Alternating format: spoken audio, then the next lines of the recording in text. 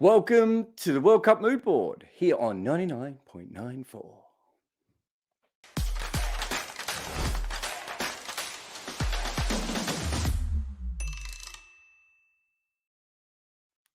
All right, then. New Zealand win. Good to see that everyone is sleepy on New Zealand as normal. In fact, I think there was a question in yesterday's show just about that very fact of, why does everyone think this is the hard group? Well, this is why everyone thought it was the hard group, because New Zealand were in that group.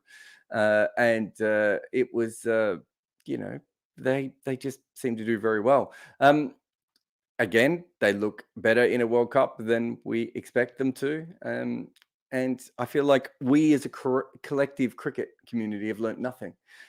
There were clearly questions over this team. I think there's questions over even the three favourites as well, though. So I don't know why the questions over New Zealand seem to make things worse. Ross Taylor is gone. Kane Williamson elbow has rendered him, impotent. I almost said mutant then. That would have been fortunate. Although I suppose I'm the one with a mutant elbow more than him. And Martin Guptill, obviously not the player that he once was, but New Zealand have had like this new generation of players coming through, especially when it comes to batting, that we haven't really seen at the top level yet. But what we've seen at them and franchise level is pretty spectacular. Glenn Phillips, Finn Allen, even Devon Conway. Obviously, he's been around for a little while now, but has not been playing forever. They've still got Jimmy Neesham, Daryl Mitchell. I don't know what he's going to do in this tournament. Probably turn up and take an 8 for at one stage. Bracewell's an interesting T20 prospect as well. Mark Chapman is a very good player. He's never quite cracked international cricket consistently. And I'm not sure that their white ball batting was particularly good in that previous era, as Guptill and Williamson and Taylor were probably all on the wane anyway. So it's interesting to think that that would have been a particular problem. And essentially, I think they do really well at these tournaments because of their bowlers. Less so today, of course, but the three seamers of Bolt, Southey, and Ferguson come together very well. They're all very good at slightly different things. There's a lot of variety within that. Then they've got the two spinners. They both spin it the same way, but even then they get lucky. And Mitch Santner seems to be only left-arm finger spinner in the world who actually prefers to bowl to left-handers. So, and then leadership-wise, I mean, Kane Williamson was so good that an IPL franchise paid him over $1 million to not bat. Just sit there and point last season, from what I could tell. So, I just feel like we keep doing the same things over and over again when it comes to New Zealand. You can see here that we're not in the most popular bets, even decent-ish odds. I mean, there are always a chance of, I think there were always a fairly good chance of having one upset against England or Australia in that area, which would have got them into the semi-finals, or gives them a very good chance of getting to the semi-finals. And once you're in the semi-finals, kind of anything can happen. And yet, you look at this and not currently the case. However, they have now been bet on quite a bit in the last few hours. You'll be not shocked to see. And they've come into third favourite the last time I checked with the odds there. So the real question for New Zealand fans is, did the cricket world sleep on them enough to actually get them enough, juju, enough of them to harness the energy of being ignored to actually stroll back into the final again? Finn Allen. So all-out attack against Mitchell Starc's first over doesn't always go well for New Zealand. Cue the Brendan McCullum jokes here. But maybe what McCullum needed to do was throw a mullet because, we know how good Mitchell Starc is. He's an absolute gun, first over specialist.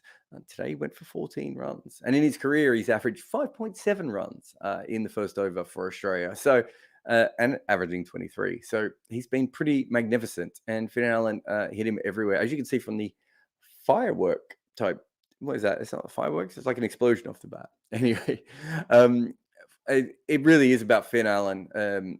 He probably of the batters who faced over 500 balls, he has the highest strike rate in T20 history at the moment in the power play. That figure of 178 puts him well ahead of Luke Ronchi at 164. And if you know anything about me, you'll know that Luke Ronchi was the most slept upon player. He got a go in the IPL early on and then never came back. Was an absolute gun for the second half of his career. Also, Will Jacks is a very good power play player as well. And Will Jacks is down at 159. So tells you what the 178 mark of Finn Allen is really about. And I think most of us know who Finn Allen is at the moment, except for, it turned out, the Australian commentators, who seem to be treating it as if it was the first time he'd ever played against cricketers at all. I don't know if you would talk to the Scottish players if they would feel like they'd never seen Finn Allen before, when he marmalised them for a T20 100 not that long ago.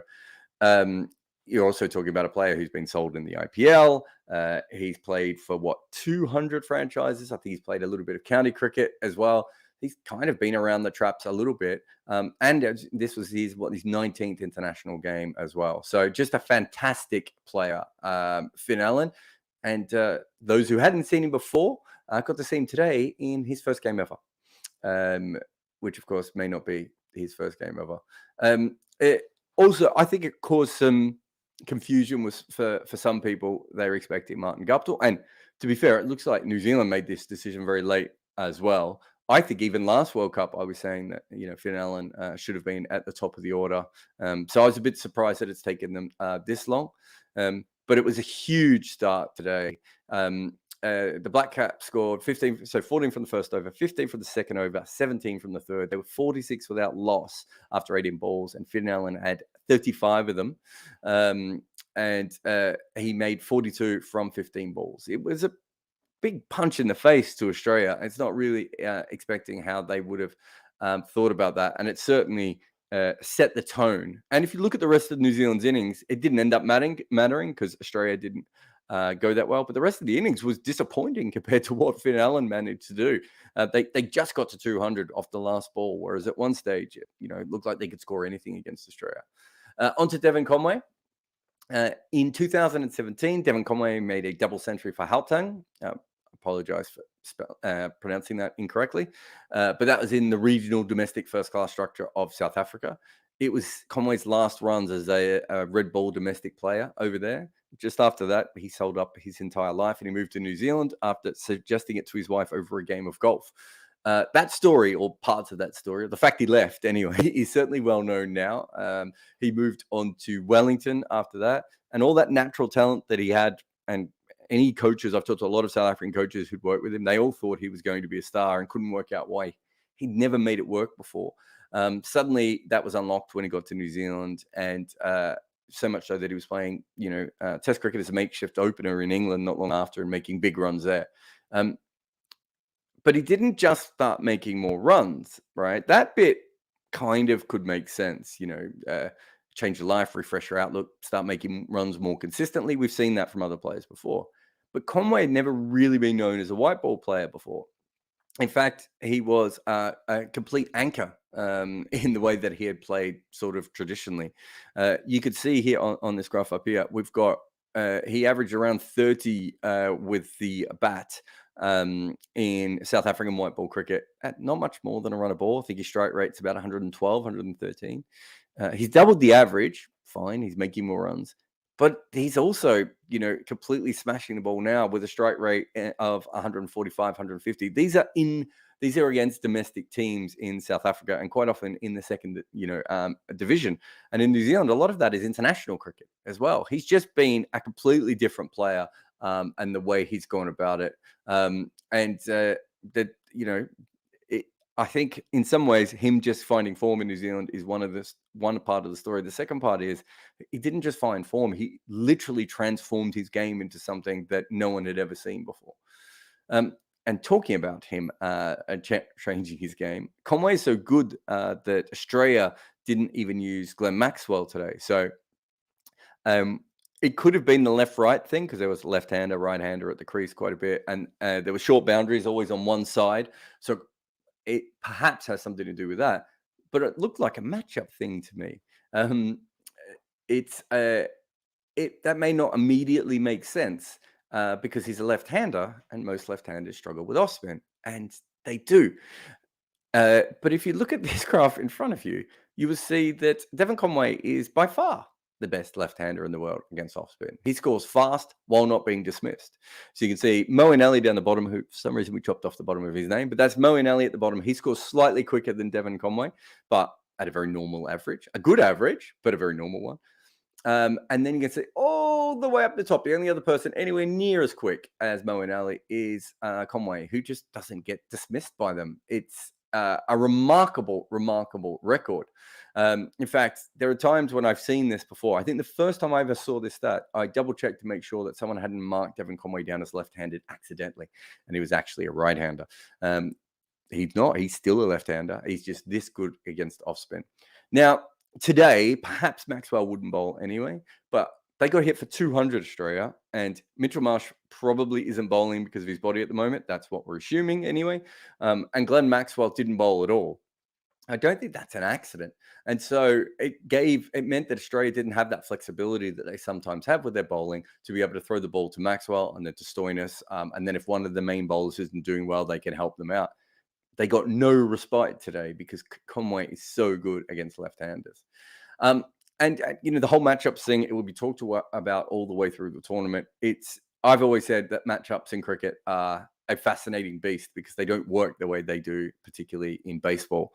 And so sometimes we get a little bit over the top with them. But there is an interesting matchup coming up for the India-Pakistan game. Pakistan will probably play two of Fakhar Zaman, Shan Masood, and Mohammad Nawaz in that game. They're all cack-handed people. But what's more interesting is their openers. And here's Sarah and Nikesh from our India on 99.94 podcast talking about why. Came on air, you were talking about the vulnerabilities of Pakistan's top order against off-spin as well. Yeah, so I know that Rohit Sharma and the management of late, they've been picking Ashwin only in teams that have a lot of left-handers, and we've discussed that that a good bowler will do well against right-handers also. And I have this stat, I just randomly was looking it up, and this stat proves it that Ashwin doesn't only need left-handers to succeed again. So Babar Azam has a strike rate of 111 versus off-spin, dot ball percentage of almost 29. Rizwan has a strike rate of 108 versus off-spin, dot ball percentage of 32. So there you have two right-handers who don't play off-spin as well. Again, that's where matchups become even more interesting. And we talked earlier in the episode about Mitchell Santner bowling better to left-handers or dismissing left-handers more than he does right-handers. So the whole thing is beautifully bizarre. Just on the Babar and Rizwan knocking the offies around, obviously my guess is they can score quicker against off-spin, and I think historically they have. So this might be a mindset thing, and this takes me back to Dan Christian years ago when I said to him, your strike rate against leg spin is not very high. And he said most of the time when he's facing leg spin, he's facing it in the 14th, 15th, 16th over, and he's knocking it around because he's about to go big in the last 4 or 5 overs. When you look at Babar and Rizwan, quite often they are actually bowling, they're actually facing the off-spin earlier in the innings at that period where they're knocking the ball around. I mean, that's kind of what they do. They're like elite strike rotators, right? And so it sounds like they're making a choice. And if you listen to those dot ball percentages there as well, it's not that they're getting stuck. They are changing the strike rate over at maybe not quite the rate they would like to. But on Pakistan, just to make matchups even more fun for you, you'll notice that we have another floating head. So we have top right-hand corner, Devon Conway, bottom right-hand corner, M for Moeen Ali. And just in the middle of those two on average and strike rate is Shan Masood. So again, perhaps one of Pakistan's best players of off-spin bowling is actually a left-hander, which is a really, really interesting thing. So he might actually strengthen them. That being said, I still think we'll, I haven't done all the numbers for the Indian team, but I'm assuming that Ashwin, as Sarah says in the video, is a good chance. So if you haven't followed the India on 99.94 podcast, go over. Nikesh and Sarah recording several times a week over there. Anyway, let's move on to Australia losing after my weird matchups tangent in the middle there. I think that Australia have been slightly, maybe ever so slightly, if you look at this graph in the top right-hand corner here, drifting in terms of the odds of this tournament before today. They were not very sure in their warm-ups, and India and England losses also came along. But you can see how much even if they were slipping a little bit in terms of winning this, they lost a lot of it. They went from basically, almost a 1 in 4 chance of winning this tournament all the way down to below a 15% chance, according to the bookies after today. And on New Zealand, they've obviously shortened down into 7-1, so their odds have come a lot more. But I think the point is that I don't think that the way the money was moving meant that everyone was particularly confident with how Australia was, even if there'd been no reason for the odds to change until they actually lost to New Zealand. If you break down this match, they had no bowlers doing well. Stark started terribly, and he actually fought back pretty well. But once you start with 14 runs off your first over, it's hard to end up with good figures. Cummins bowled probably earlier in the game than he would have wanted to because of how full-on New Zealand were going at the top, and he got completely caned. Hazelwood took wickets, but still went at 10 and over. The wicket of Finn Allen, obviously, might have been the thing that dragged Australia back in, but wasn't. Zampa has been the other rock with Hazelwood of recent times, over the last couple of years anyway. And he bowled well against Phillips and Williamson. But Conway, who's not particularly a good player of wrist spin, just to make Conway even more confusing as a player, completely took him down. And so their fifth bowler was Stoinis, who I think in terms of this game actually did quite well. But you can see that here on the left, the run rates of or the economy rates of the two attacks are as stark as a Mitchell, if you will, to use a pun that I didn't really need to use. If you go down here to the bottom right-hand corner, I've had a look at the Australian bowlers since the start of June. And we don't have all the names up here, sorry. I forgot to send them through. But essentially, bottom left-hand corner, you have Mitchell Starc, who since June has actually started bowling very good in T20 cricket, again, after a long period of not being as efficient as he had been. Just next to him is Josh Hazelwood in there. So those two are doing well. But you can see that up the top here is Zampa and Cummins, and they're not getting wickets and they're going for a lot of runs. Australia as a team are going in with 4 specialist bowlers and then bits and pieces put together to make their fifth bowler. They really need a minimum of 3 of their frontline bowlers to be rock steady if that plan is going to work the way that it did in the last World Cup. And at the moment, it just doesn't look like those players are quite at the same level. So I think it's worth watching. That said, I do feel that this game is a throwaway game. If I was working for Australia, I'd just be like, we just had a bad game. I mean, if you look at it, all the bowlers were under par. Maybe Stoinis was the only one who wasn't. Warner loses his wicket in a bit of a freak way. Marsh and Finch follow really quickly. And from then on in, Australia are just massively behind. New Zealand played great with bat and ball, and Australia were horrible with both. So from an analyst perspective and from looking at the Australian team, I think it's easy to throw this game out and go, do you know what? Maybe there are some small tweaks that we can make, but more or less we have what we need here. It's just that no one played well. You can't really legislate. You can't really plan for no one playing well. That doesn't matter who's in your 11. The problem with the throwaway games in a tough group like this is that it's not actually a throwaway, and you could end up thrown away from the tournament. On to England's win, and a little bit on Mark Wood as well. England came in to favourites after Australia drifted even further today with the bookies. And they bowled very well in what was a weird but easy win, I suppose, in the end. Facing what looked like the harder of the groups, they certainly wanted to beat Afghanistan up front, and it was an easier game to play than it would have been them playing, Australia or New Zealand. Although there's no doubt that I think England would be upset that they didn't take the big net run rate advantage that they probably would have wanted in this one. But they would be happy that it was their bowling that dominated this game, not their batting, because obviously their bowling is the weaker of their two suits. And with fast bowling injuries, recent recurring problem, they lost Don Topley. They lost Don Topley's son, Reece. And they also lost Jofra Archer. So, we're talking about already a depleted fast bowling lineup. So Mark Wood being fit and bowling in this tournament was huge. And he's fast, right? He's really, really fast. In fact, every single one of his 24 balls was above 140 kilometers. That's the first time anyone's ever done that in a World Cup.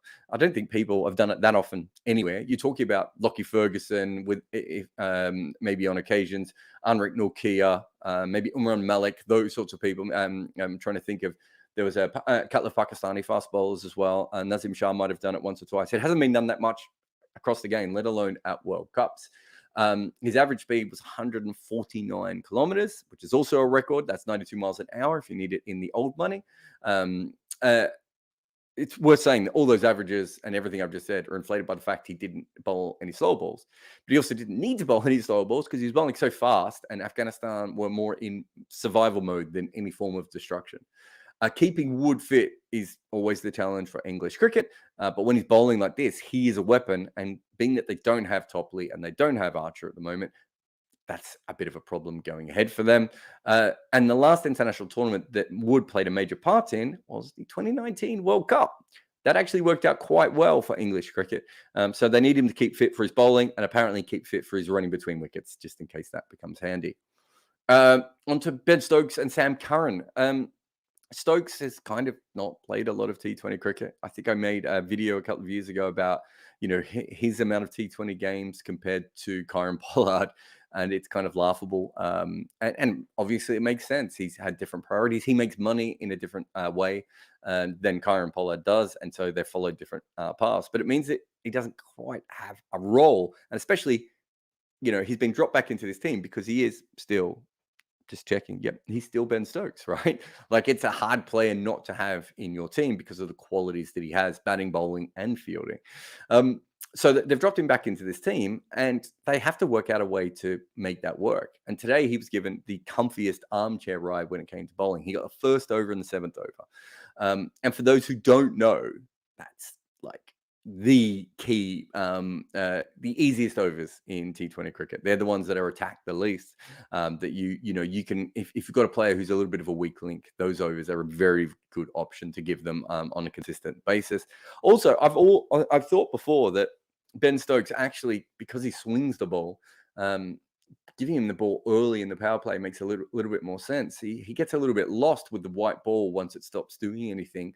In Test cricket, he has his plans with the old ball. In white ball cricket, that's never worked. So I think bowling him early on makes sense. And he also bowled well. He got a couple of wickets. Obviously, it was against a weaker Afghanistani batting lineup, and he also needed some brilliant catches from Livingston and Rashid to help him out. But England have him and Moeen Ali and Liam Livingston, a bit like what I was saying with Australia, trying to bring these fifth overs together. But that's a better combination than what Australia has. Obviously, Australia can bring Green in to change theirs a little bit, but I think they'll be pretty happy to get figures of 2 for 19 out of Stokes in this new role. He was also batting up the order a little bit as well as he came in at first drop. I mean, if you were to ask me how England should get the most out of Ben Stokes, I kind of think what they did today makes the most sense. And it's something that, I've talked about a lot. If you're going to play him, you're going to have to play him so he's in his best position possible. Because if you don't, it's kind of a liability and it doesn't make any sense. And they've got so many good players in that particular England team.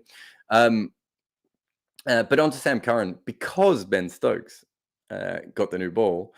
Well, I say because, but partially at least, Sam Curran didn't get as much of the new ball, which is sort of different from his traditional role of, swinging the ball early like we see for Chennai. And he came on later. It didn't particularly matter in this game because he ended up with 5 for 10. So it all worked and he became a death bowler consistently. I don't know if that will work all the time, but so far the Stokes and Curran gamble has paid off. With Topley out, I'm assuming a lot of their plans have been changed again. How they will go about that will be really interesting going ahead. On to Afghanistan. I checked their batting average per wicket over the last few years in T20, and it's 24.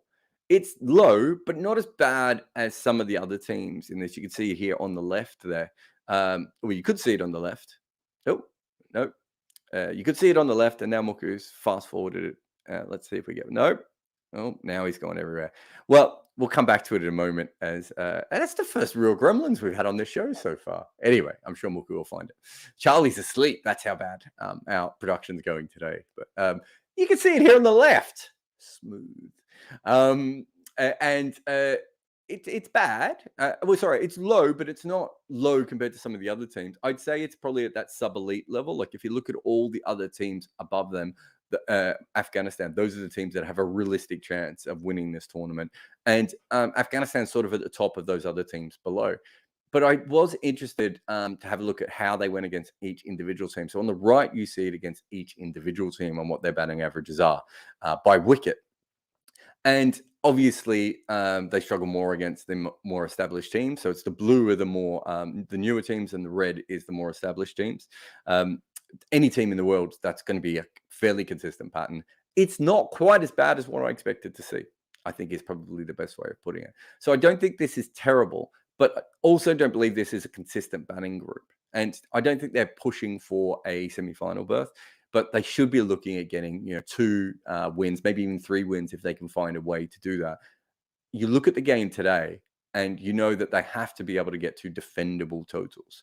They actually put England under pressure with a total that shouldn't have put England under any pressure, but England could kind of still walk their way there without worrying about losing the game.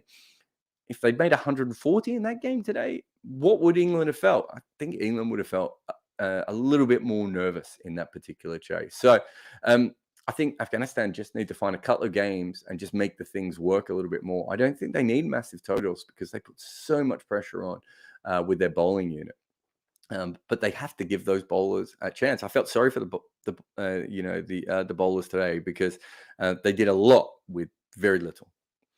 All right, well, that's today's games out of the way. Let's get to Melbourne weather, unless we completely crashed the system before.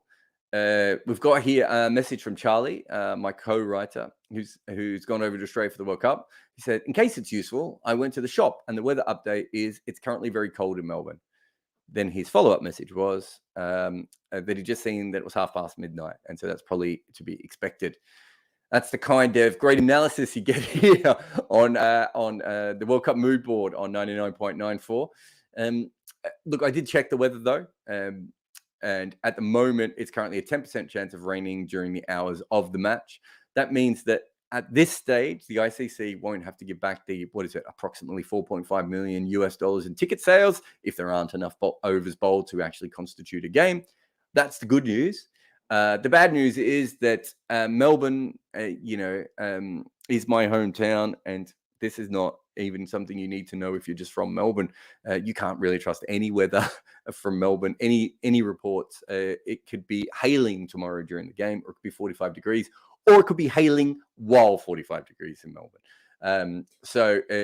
Hopefully that game will go ahead. There does look like there's a little bit of rain scheduled during it, but not anything particularly bad. So, there was supposed to be rain for the Australia-New Zealand game as well in Sydney.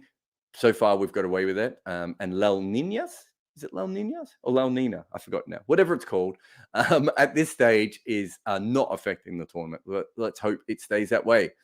All right, that's the end of the major part of the World Cup mood board today. But yesterday I said that we were bringing a new person on 99.94. In fact, we're bringing a bunch of new people on. But a new player has entered the game. I'm now just reading my screen to you. And that new player is, I realize I should have got a fake mustache for this. But I don't have a fake mustache, and that looks weird and creepy, what I just tried to do there. But the new podcaster on 99.94 is Mitchell Johnson, who is joining us with his own show. It's probably where we should have had sound effects of like someone clapping or going, yeah, but we haven't really thought about that. The Mitch Johnson Show will be on YouTube. You should be able to find the link in the show notes here. If not now, then at the end of the show. And you can also find it. I've already looked at it. It's already in a lot of the podcast platforms. So wherever you search for podcasts, look for the Mitch Johnson Show. Just a huge, it's huge for us to be able to get Mitch involved in the podcast. He really wanted to, he'd moved into commentary and media over the last little while. And he'd spent a lot of his time talking about modern cricketers, and he felt like he'd not quite opened up to about his career and his life during when he played, but also even when he wrote his book, he felt like he was still holding back a little bit. For those who don't know, of recent times he's talked a lot about depression and ADHD, and so he really wanted to open up, and through his friend and co-host Barrett Sundaresan, they have put together this really good show. The first episode is actually me having a chat with him. In fact, here's a little taste of that. Nope, completely through Milko again. This is the other trailer, which I also really like. But we get, there you go, a little bit of pitch there. But yeah, there's something here. We'll play in the other trailer as Muku brings that one up. But essentially, it's I found him. I've chatted to him quite a bit. Myself and Barrett and Mitch have had some really good chats about the podcast so far, and there's been a lot of planning. There's just a lot of different ideas that we've come up with for it. A lot of it is talking about obviously some of his great moments and everything else, but also talking about some historical things that he's quite interested in, and talking about modern cricket. So he's really passionate about this. I work with a lot of former cricketers. Quite often you have to drag them to the microphone. That's not the case with Mitch at the moment. And so please, go over, subscribe to his channel, find his podcast in your podcast players, wherever you want to listen to that, and see how you go. But here he was. We did an episode where we talked about the series a little bit and what he's been discussing with Bharat. Keep a clear head by, actually, I had a song in my head, which was the Frozen song, Let It Go, which was a big part of me not overthinking, because I use that to block everything else out. So, and that was the crowds as well. That was the, all the abuse that you get at times, or the feedback that you get at times that you try to, again, overthink. Yeah, so there you go.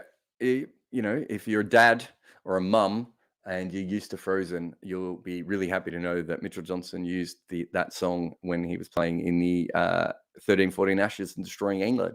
Don't know if that makes it better for English fans or worse. But look, it's a great show. As I said, go over and find it. Anything you can support on 99.94 is huge for us. We can make more and more shows. It allows us to, hire people like Charlie and Muku to help out on these sorts of shows. And we've got 2 more podcasts starting very soon, and hopefully a couple more not long after that as well. So there's so many podcasts now that you can almost just go to your podcast player and just look for 99.94, or you can head over to our YouTube page for 99.94. But Mitch Johnson, I said it was a big name. It's a big name. Ask the Pathan brothers, as they found out in the Legends League, of all things, of recent times. All right. Well, thanks for tuning in today. So let's get to some comments, see what we have here.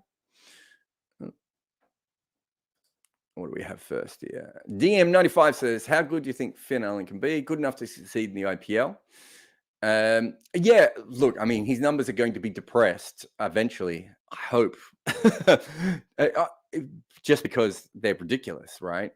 I think he currently has, of the players who faced, we had the stat in the show about the best power play strike rate. I think he also has the best strike rate against spin as well at the moment. So you would expect, as he plays more IPL, plays more top-level international cricket, those things might come down a little bit. What does success look for a player like him? I don't know, because I feel like he hasn't been tested enough for us to understand where he is. Is this next period over the next 18 months, is that like a Nicholas Pooran early career period, and then it comes back a little bit? Possibly.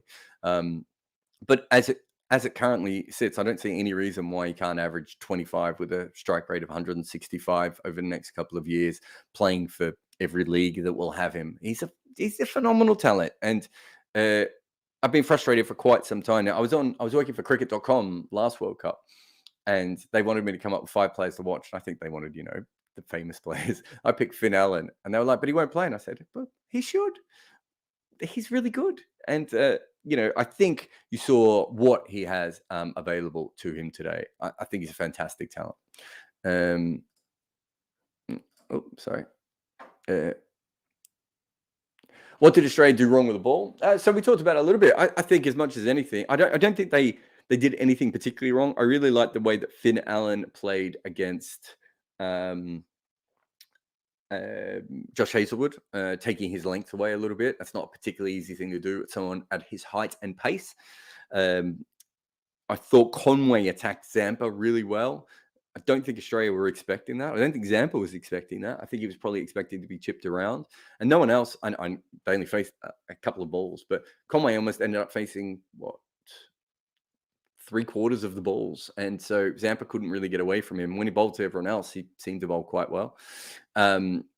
So I thought those are the two bowlers that I think have been the most consistent for Australia over a decent period of time.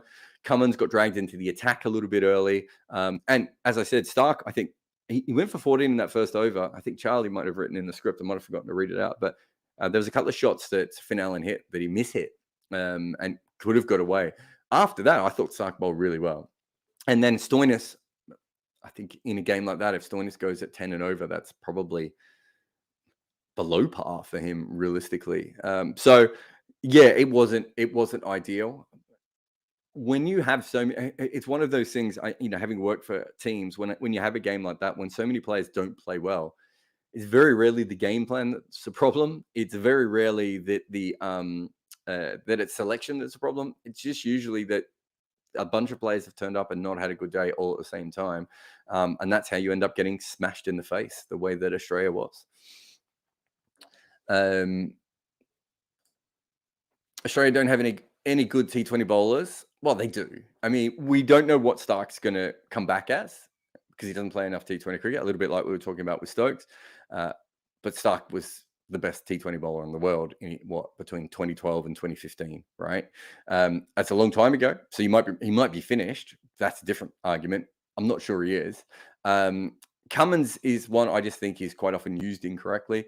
Hazelwood's been fantastic. And Zampa was very good for them in the last World Cup, whether that stands up again for them now. But this is the same bowling attack they just won a World Cup with. So to say they don't have any good bowlers on a day when they've all bowled poorly, that's not really the case. As you could see in the video, they've had some good records before that. Devon Roy, sorry. Australia bowling first. Yeah, I mean, these are the sorts of things I'm talking about. If none of your bowlers bowl well and none of your batters bat well, right? It doesn't matter if you lose the toss or win the toss in that situation, right? Unless it's one of those games where the toss is really important.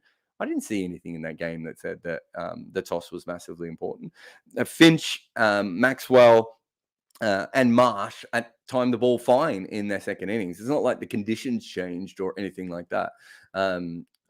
I'm trying to think if there was a brief mention of Dew, which actually should have helped Australia more, but by that stage they were so far out of the game. So I think sometimes that's why I call these things a throwaway game, because you can have a look at all the different messages we've already had here with all these different things. It's just like, what could have happened if they'd done the toss correctly, if they'd had a better bowler in the team, but that bowler had still bowled poorly, they still would have had a bad game.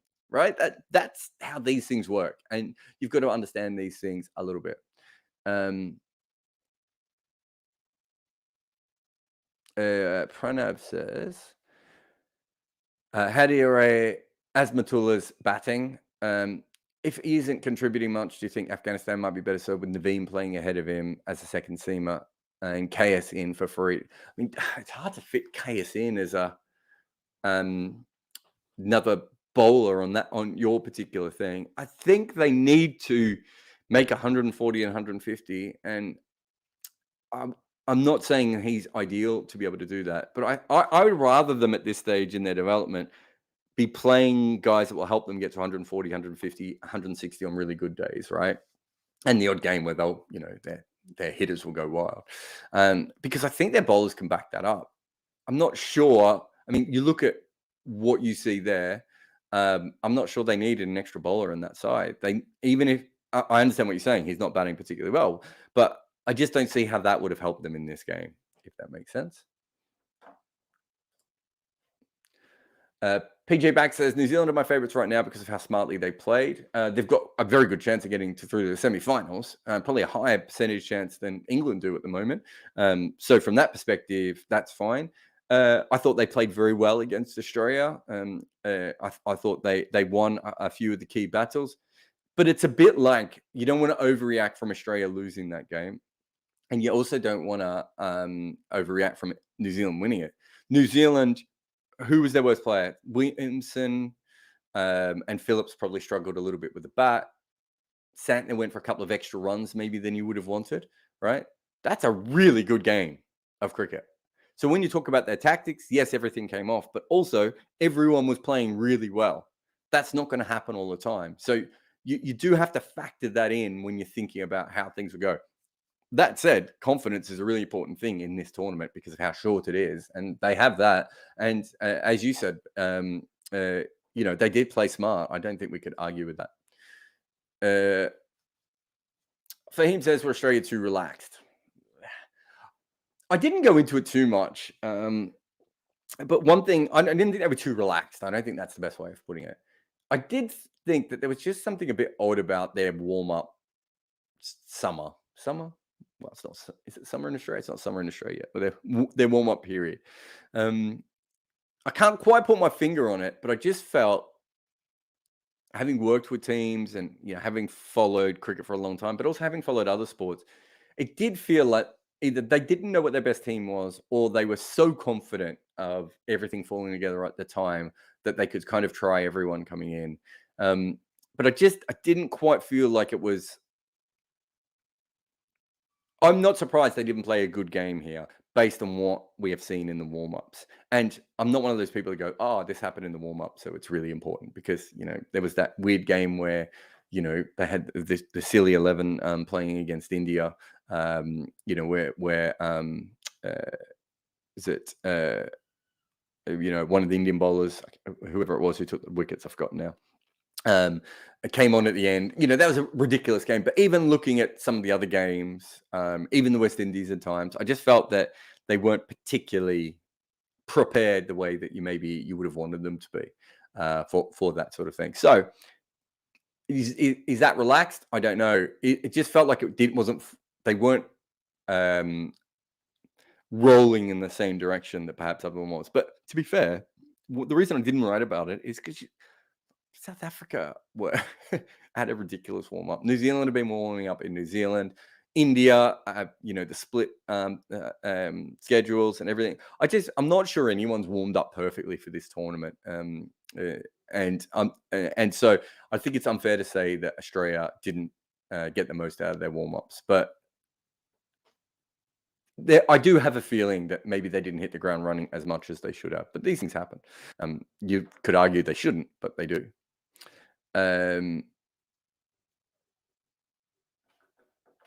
Kesher says, would you call this an upset? New Zealand beating Australia. I didn't look at I don't know if it was an upset.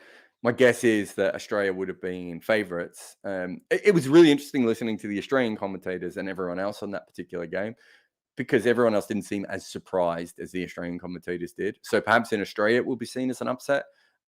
It's clearly they were the underdogs in that game. But it's not an upset in the way that Namibia beating Sri Lanka is an upset, right? I think it's it's not on that level of an upset for sure.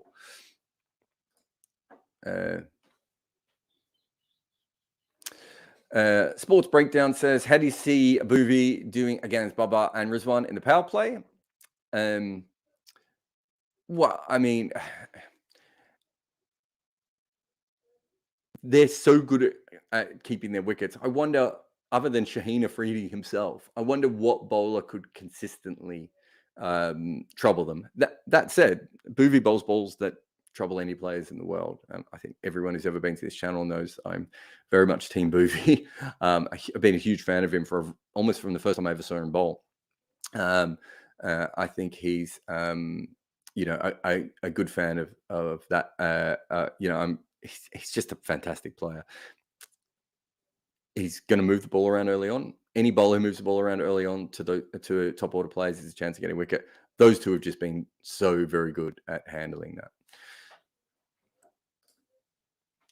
Reverse list. Mark Wood doesn't use slow balls. We get it. Well, he does have slow balls. He didn't use them today. That's what I was going to say. So when we talk about the averages, that doesn't mean anything because he still bowled a lot of very fast balls.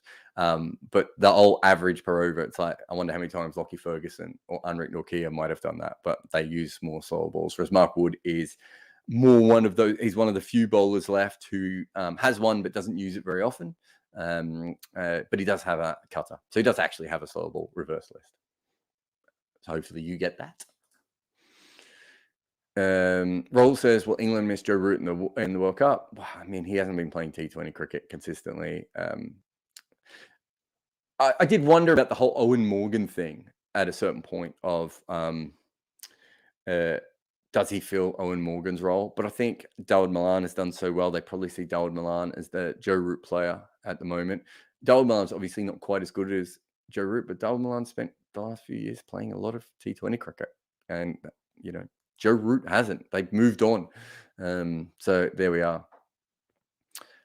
Me Overthinker says, if Afghanistan had 140 and a better fielding day, it could have been a day. Yeah, they dropped a couple of catches, didn't they, as well? So there's no doubt about that. Shrinav says, did you ask Mitch about the Legends League fight? No, I made fun of it with him. No, I think he's going to do an episode with Barrett about that. Maybe not the fight, but the Legends League in general. I actually talked to him a bit before we recorded. Those Legend Leagues, they're so unfair on the bowlers because obviously you can kind of roll out of bed as a 55-year-old batter and still do quite well. But the poor bowlers, I remember watching Curtly Ambrose and Courtney Walsh have to bowl in that American league a few years ago. It's not particularly ideal, is it? But yeah, it is what it is. Just seeing if there's anything else here. Rajiv says, what do you think of Williamson's innings today? I think I said in that main video that I thought after Finn Allen went out that they didn't capitalize on that start. Really thought they were going to make 220, 230, completely bat Australia out of the game. Didn't matter in the end. Of course, they won easily. But yeah, I honestly thought at that stage that that's what they would do. And I suppose Phillips and Williamson were the two major drawbacks on that. Conway held himself back a little bit, but still scored at more than decent rate. Nishan came in and hit a couple as well. There was nothing watching Williamson today that made me think that his elbow isn't still bothering him, and he has the ability to score at a level that is going to bother teams. That also doesn't mean, though, that he won't play the odd important innings. We've had 2 or 3 questions in this chat today about Joe Root. You could throw Steve Smith in there as well. That kind of player still, I think in tournament play especially, is a really handy person to have in your squad. If everyone else is smashing it at a strike rate of 150 as well, I'm not sure that it matters quite as much if Williamson is going at a strike rate of 105, which perhaps wasn't the case when he was in the IPL.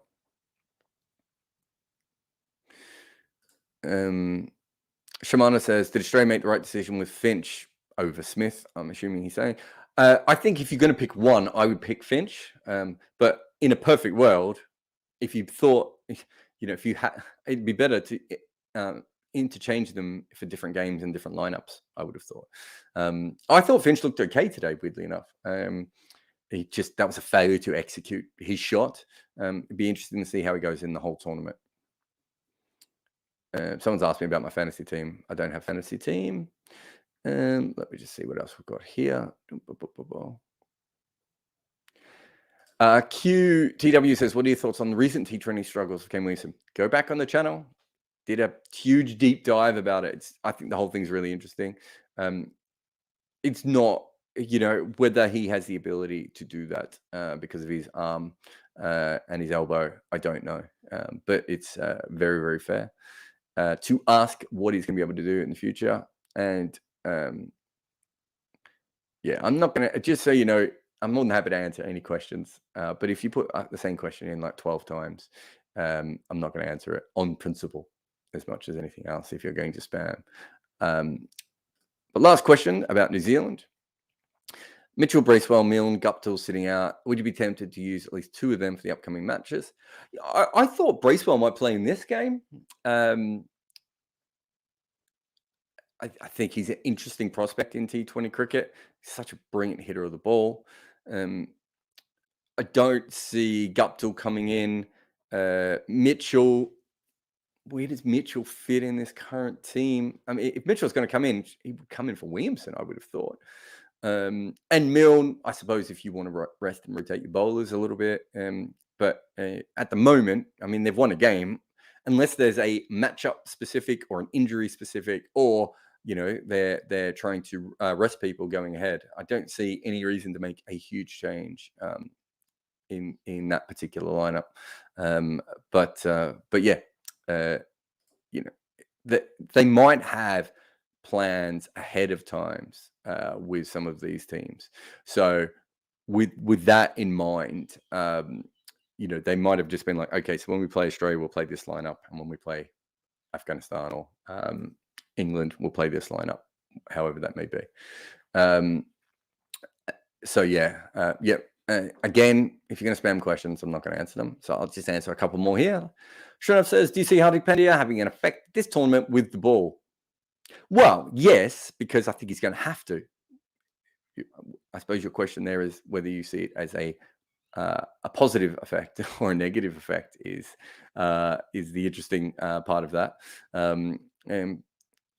We haven't seen enough of him bowling under pressure for a long period of time, since all of his injuries, but we know he's been working on it really hard. And he's, with Jadeja out, he becomes an even more important player to India. And he was pretty important before then, right?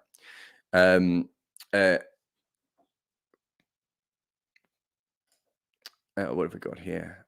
Vamos RV says, when does your live stream start every day? So most games, it will start at 2 p.m. British Standard Time, summertime. I keep saying standard. I mean summer. Mostly that's when it starts. There are some late games. I don't know if you guys have seen, but the schedule for this thing's a bit all over the place. So we just tried to do this one as quickly as possible after the Afghanistan-England game finish. So thank you to England for wrapping that up a little bit earlier, I suppose, and getting this show out. But huge thanks to everyone. As I said, Mitch Johnson podcast, run over there and do that. Big day of games tomorrow. I know everyone's, really, I've got to look at my full list. I know everyone's really keen of India-Pakistan. What's the game before that? Is it Sri Lanka or Ireland as well? I can't read my handwriting on my board. But we're into the bigger games now. So the whole thing's very, very fun. And there'll be certainly more shows. We're going to be doing this show every day. But you can also check out all the different podcasts we have. We now have podcasts on India, Sri Lanka, South Africa, England, West Indies. Am I missing any? We've got a couple more starting very soon. We've got my podcast, Red Inca, me and Bharat talking. We've got Double Century podcast. If you want to go back and hear, it's a really good Double Century podcast this week on the history of Danish cricket. And if you didn't know, from the mid 70s to the sort of early 90s, Danish cricket was really good. A lot of professional players played in county cricket that were Danish at that point.